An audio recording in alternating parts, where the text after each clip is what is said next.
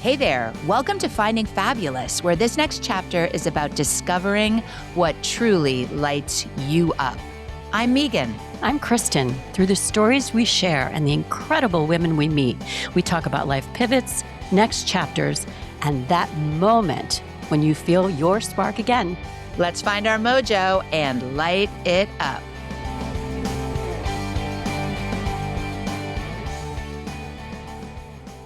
Meghan, I'm so excited today. We have one of my dear friends on. So fun and so exciting. Can't wait for a great combo. With Lisa Walsh. Lisa is an author, content creator, mom to Sophia, who is a lovely girl. Lisa had an unconventional career path which started in the magazine business and flowed into marketing in Ireland, where she was marketing director of Nicholas Moss Pottery and worked in sales and marketing for the Dingle Whiskey Distillery. How cool is that? Fun. Definitely fun. Lisa came back to the U.S. in 2017 and in 2019 started working in senior living, initially in marketing, but now she is the director of resident experience for a luxury senior building in New York City. Lisa's tagline forever has been, "It's all about passion." I would say she would call herself an intentional optimist. And I will say, having known her for about 8 years now, you are indeed an intentional optimist, Lisa. Welcome to the show. We'll get into that more later, but welcome. Welcome. Thank you both. Yeah, we're so excited to have you. I guess you could start with where your journey began and how it led you to where you are now. As Kristin said earlier, I had a very unconventional career path. I certainly didn't climb the ladder in one company or go specifically from one role to the other. I was born in New Jersey, but by the age of 2, moved to England for about 6 years. And then my parents moved back to Nantucket Island in the winter of 76, which was wild because the ocean froze all the way to the mainland that winter, and it couldn't have been That's a more crazy time to move to Nantucket. Yeah. It was definitely crazy. I mean, it's a beautiful island, but in the winter, that's... You couldn't have waited a few more months? And then we moved to New York for a couple of years, but I primarily grew up in Woodstock, Connecticut, ended up going to college in Ohio for art history.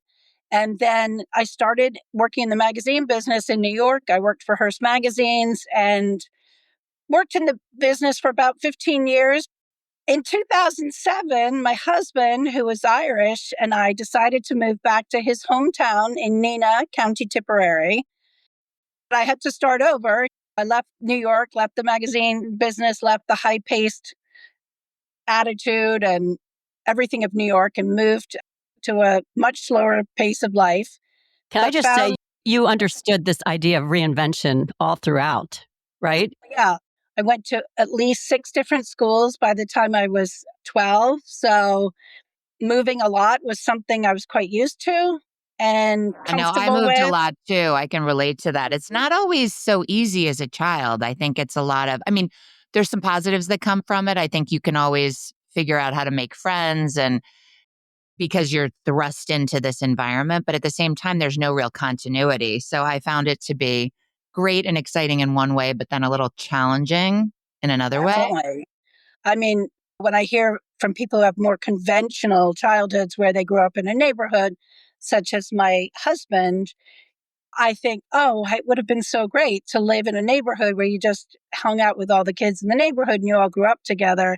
All my Right. friends are all over the place. Many of them are in England and Ireland now. So that's difficult, especially as we age and we would like a few best friends around us. It's not so easy, but such is life. Lisa, back to just a little bit briefly on your publishing or your magazine career. You also published a book somewhere in there. I did actually. After my daughter Sophia was born, my book, At Home in Nantucket, was accepted. We headed out to Nantucket primarily in the off season and were able to shoot 16 homes.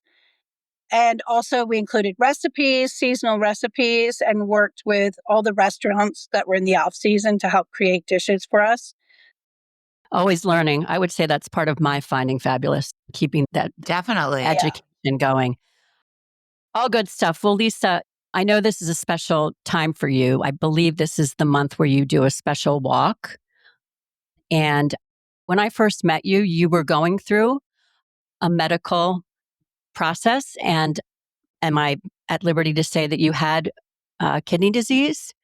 And Yeah. when I met you, I don't think you had even started your dialysis yet. So this was how many years ago at this point?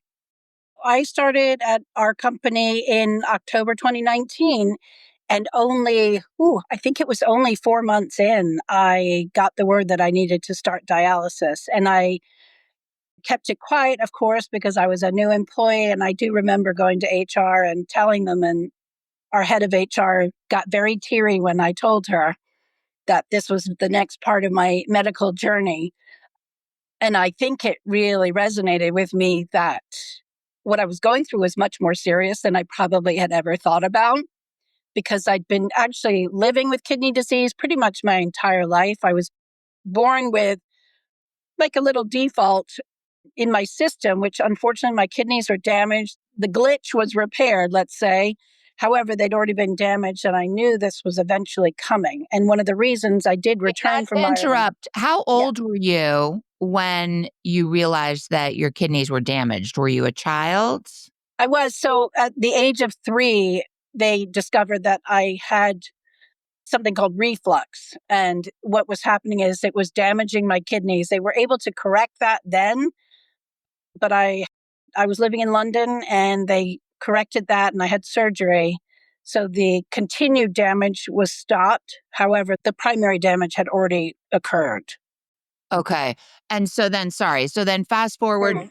you were fine for X amount I of was, years. yeah, I was fine pretty much until my mid 40s. I moved back from Ireland in 2017. So I was 48 at the time. And that's one of the reasons I moved back as well, be closer to my own family. I was going through a divorce anyway, so it was time to come back. But I needed to be closer to the American health system and have a better chance of getting a donated kidney. Ireland was What were just your symptoms that you started to notice something wasn't quite right? Because it feels like you were in good shape for quite a while. I mean, there might have been some monitoring or some so medication or kidney. Yeah, so everybody has different types of kidney disease. So I'm only going to talk about what I experienced, of course. There are really no signs unless, and I knew, of course, because of my childhood issue. So the main way to learn about whether you have kidney disease is through blood tests. And you can see an increase in protein in your urine. You can see your creatinine levels rise. But otherwise, there are really no symptoms. The main symptom I had, which Kristin will probably remember, is when I climbed the stairs in our home office, I would be completely out of breath. Mhm. And that is really because the toxins in your blood are not being cleaned properly. And that's why dialysis needed to start. what is involved in dialysis? So, dialysis, I'd actually had some of the work done before I even started in our company. You can have it at different times. If it's an emergency, you would have a port in your chest. I chose to have a fistula created in my arm. And what Yes, they you do, did. yes, I did. Kristin's What is favorite a thing. fistula? Oh, let me tell you all about it. It's lovely to witness. A Go ahead with fistula it. is they I want this join. from your side, not mine. Kristen does not like this subject at all, but it's gone now, Kristin. That's really good news for all So, of us. so a fistula is taking two major veins in your arm and joining them together to create a super vein. And that super vein needs to grow for about a year. So it was about almost 2 inches wide and it ended up rising above my skin and it looked like a snake going down my arm. Wow. And that is for dialysis. So when you start dialysis, then you have it's all fun and needles and all that stuff, which I'm sure Kristen also doesn't want to hear. But No, hey, listen, I thought your courage was remarkable. The way you balanced your life at work and then getting into dialysis, which takes a lot of time. I mean, you had to sit for how long?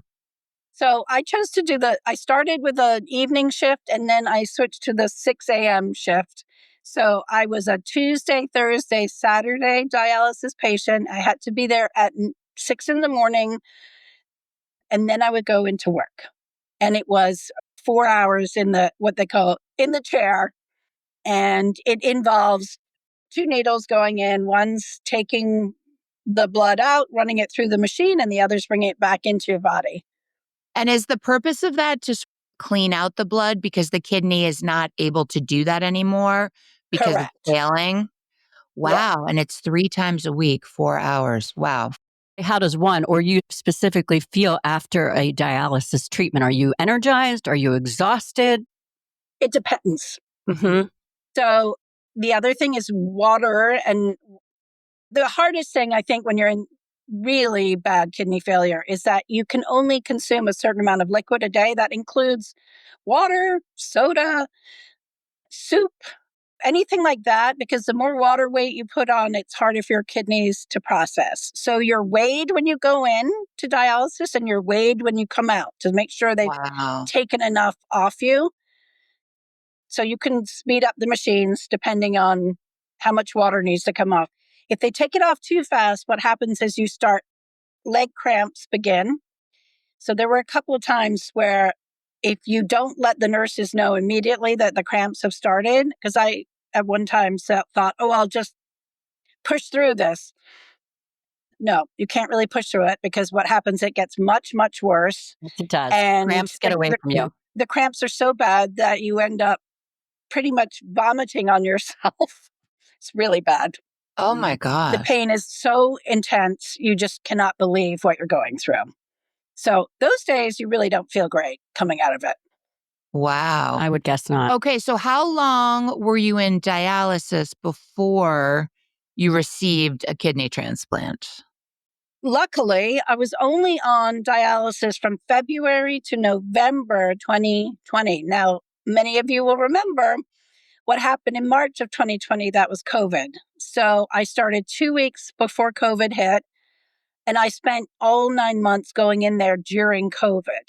And I Wow. worked from home, but Kristin knows that I'm a very social person. I thrive on personal connections. So for me, sounds crazy, but going to dialysis was like the highlight of my day It was because I was interaction. alone. It was, Yeah. yes, it was human connection and interaction. And it probably put a very positive slant on a not so pleasant, Yeah, I was kind of alone, scary working experience. from home alone. I mean, my husband would come Yes. home at night, but so I would get to know all the nurses and the, Shout out to those people. I have a friend, Kim, who works in that space. And really, I'm sure the closeness that you can sometimes feel being in that environment and relying on their services, it must be. yeah, they're just so kind and so amazing at their jobs. I mean, I mentioned some of the hardest things with cramps, but they didn't happen that often. And I was very lucky. And I just would come with an iPad and I'd watch Netflix movies or I would sleep.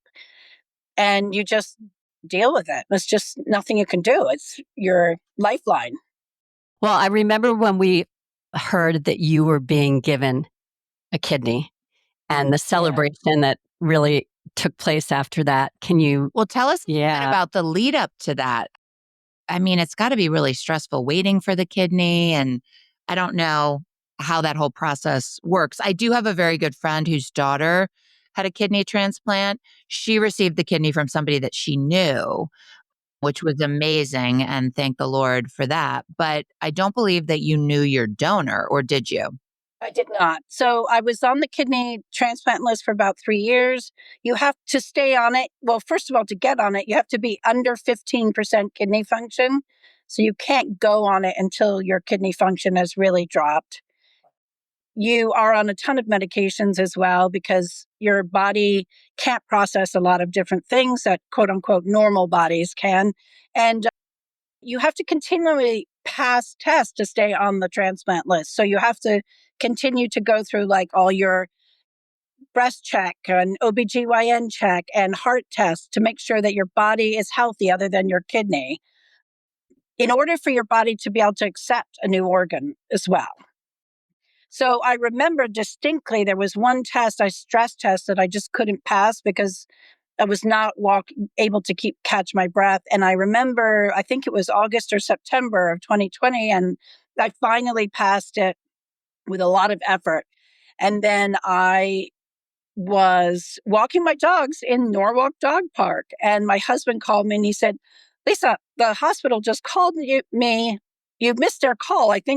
I feel like you might be getting a kidney. You better call them back." So Wow. That's amazing. Oh my gosh, I have goosebumps. That Yeah. must have been an incredible moment.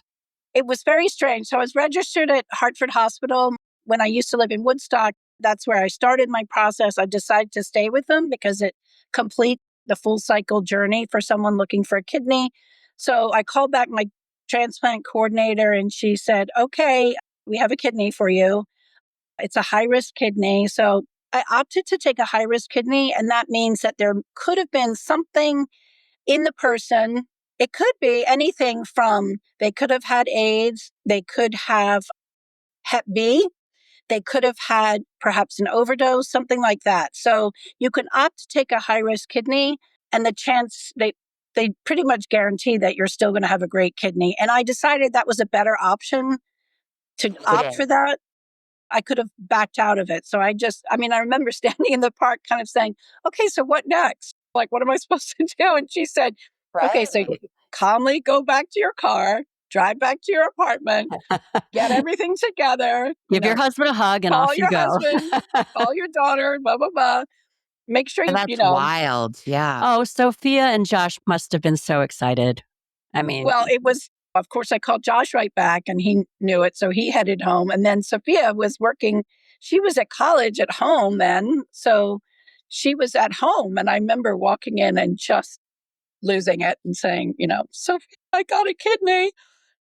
And it was pretty hysterical. And so we packed up 2 cars and drove up to my parents because that was 20 minutes from Hartford, which was great. And so that night, I was waiting to go in and headed in. And the next morning, I had my kidney. The operation went well.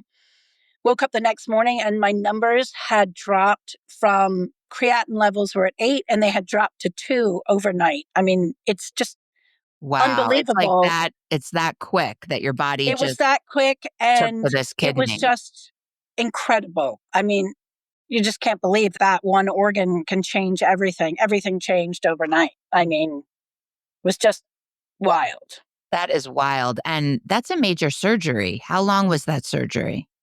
I think it was like 4 hours. I mean, So Kristin knows not this. as crazy as I would have thought. No, and I am, in addition to being the ultimate positive person and optimist, I've been through so many surgeries in my life for varying things, not just my kidney. I was just like, okay, another surgery. So I Right. didn't take it too. Of course, COVID was in the building and I mean, not in the building, but around us. So the sooner yeah, you got out again was probably safer. Right. yeah. Exactly. That was a lot to manage all at once, Lisa. And a lot of people they've walked this walk and you've learned from those that have done it before you. And you've certainly shared with a lot who have followed. But one of the things I think that's really special about the human connections you made along the way was the organ donors situation and family. Is there anything you want to say about that Yeah. Did topic you or your meet the experience? family at any point? I did. So I felt obviously very strongly. I felt sorry for them. And I thought it was my duty to write to them Oh, 6 months after getting my kidney. I felt that I should tell them thank you and that sorry for their loss, etc. And then, so I wrote that first letter. And then a year later, at my year anniversary, I wrote a second letter and I said, "Thanks to your loved one, I knew nothing about the person, absolutely nothing, not why they passed, anything." And I said, "Thanks to your loved one's kidney, I was able to go to Colorado with my husband and go to altitudes that I never would have been able to hike and do things." And always emphasizing that I had a child and that I was now healthy for her as well. And then suddenly, out of the blue, about 3 months after that second letter, my mom called me and she said, "I think the grandmother of your donor has reached out on Facebook," because I made sure I can't contact them any other way but sending a letter through transplant. And indeed, it was Chris, who I now know was my donor. Chris, he was 35.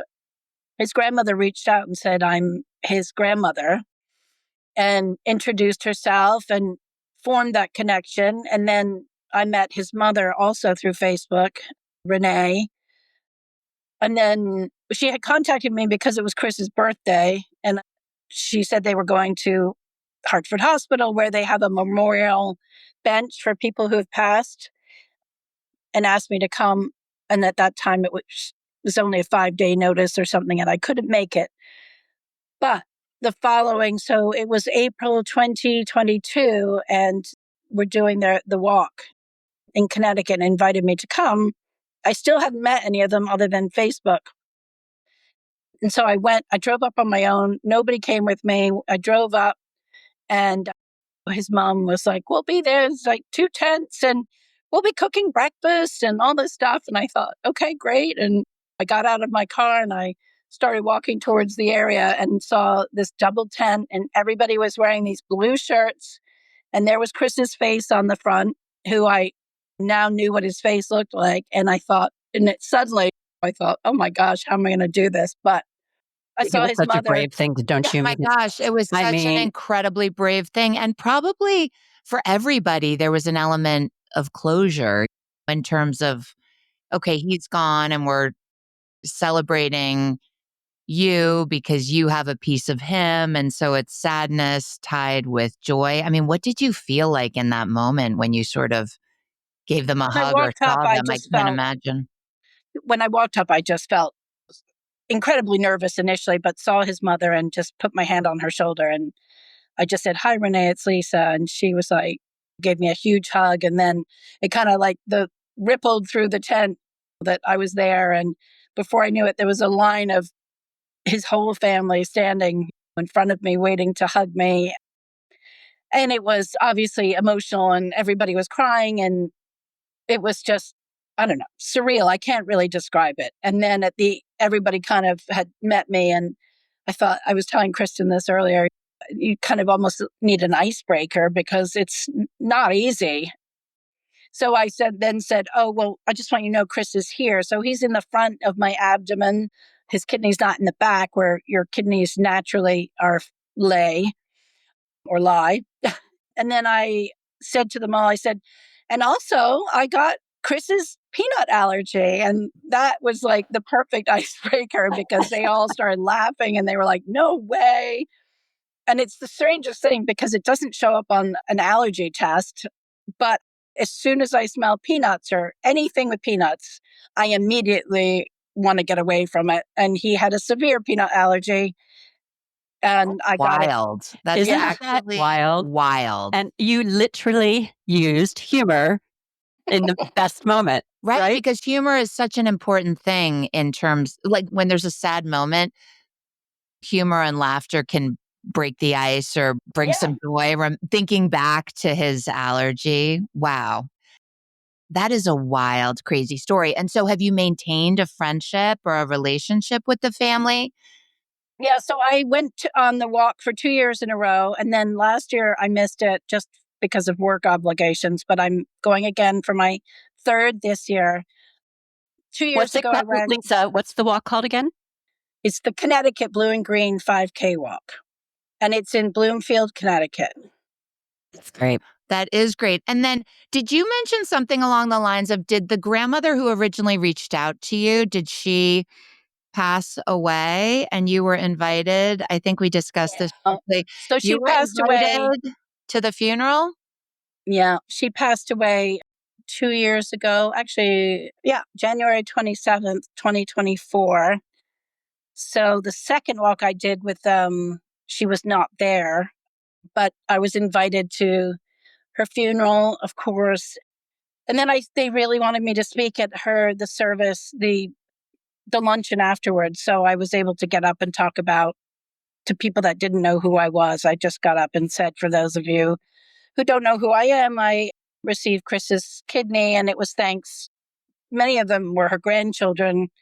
So I said, it was thanks to your grandmother that I was able to meet all of you. And it's so important that keeping these connections and, of course, keeping Chris's memory alive.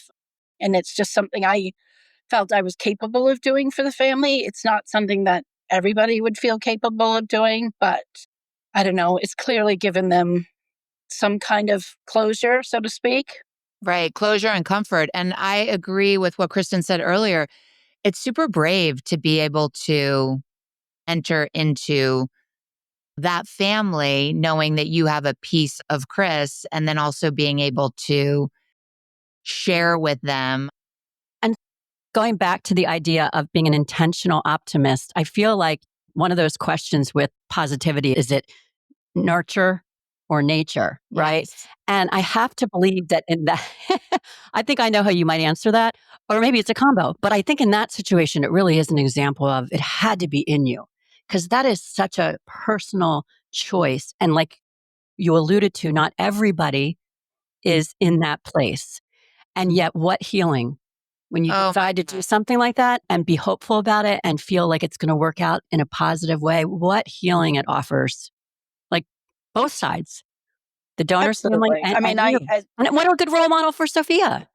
yeah, I do think I was born with a positivity gene. I really acknowledge that. I don't believe that in many ways I've had to work hard to be positive. However, I do make intentional choices to remain optimistic and positive. and in those moments when you had the kidney failure, did you feel like your optimism played a role then? Because that's probably easy to go down the rabbit hole of what if I don't get the kidney and what if, but did you feel as though you remained pretty positive throughout?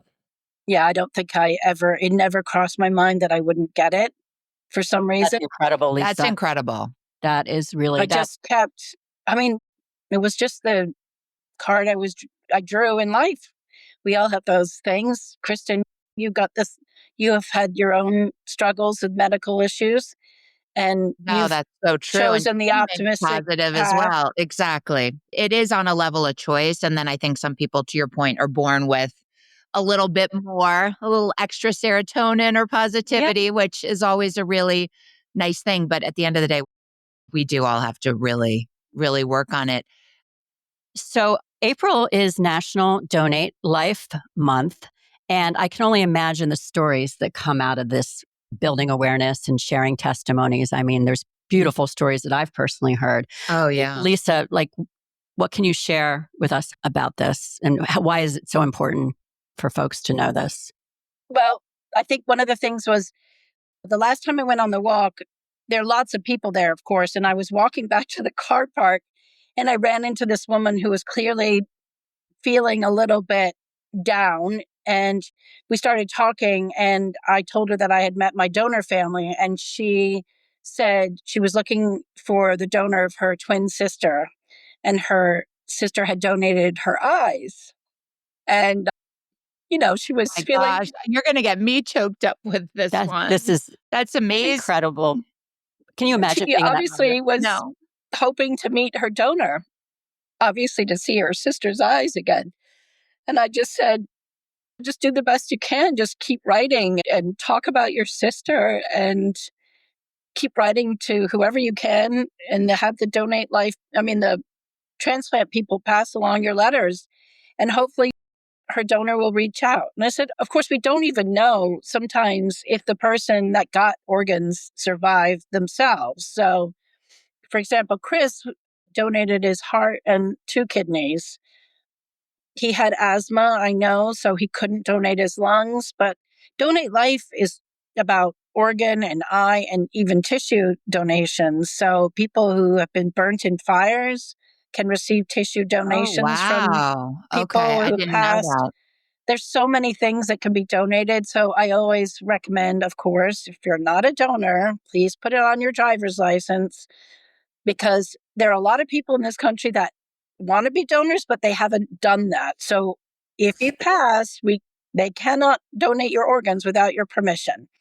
And personally, none of this should be going I don't think any should be going into the ground or cremated if we can utilize Oh, it if for you other could save people's. lives. And often, I guess what you're saying is oftentimes if somebody passes, they can donate multiple organs Sure. and You could actually donate, if save you're healthy, you multiple. could donate all your organs.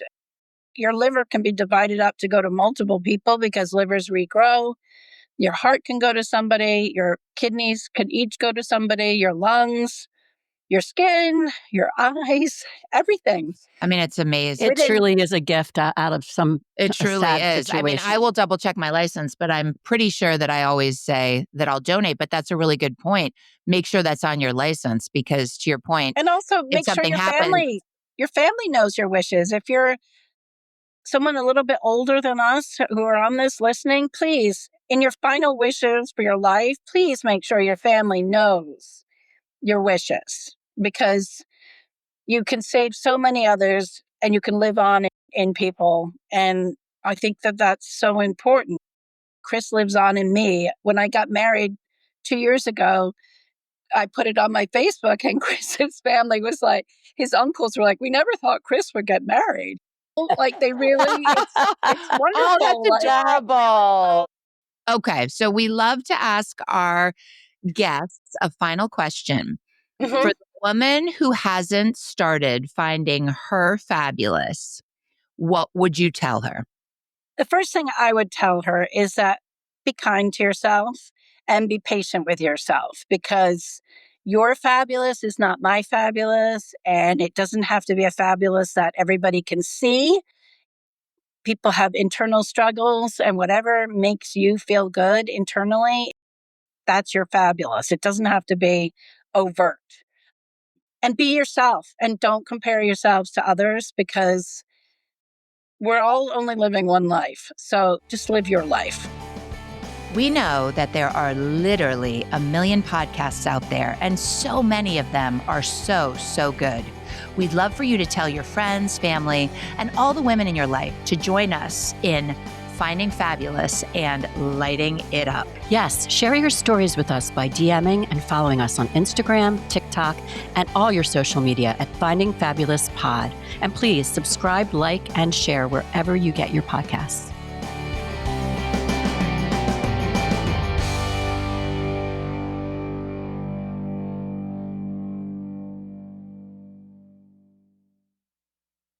This podcast is part of the Sound Advice FM network. Sound Advice FM, women's voices amplified.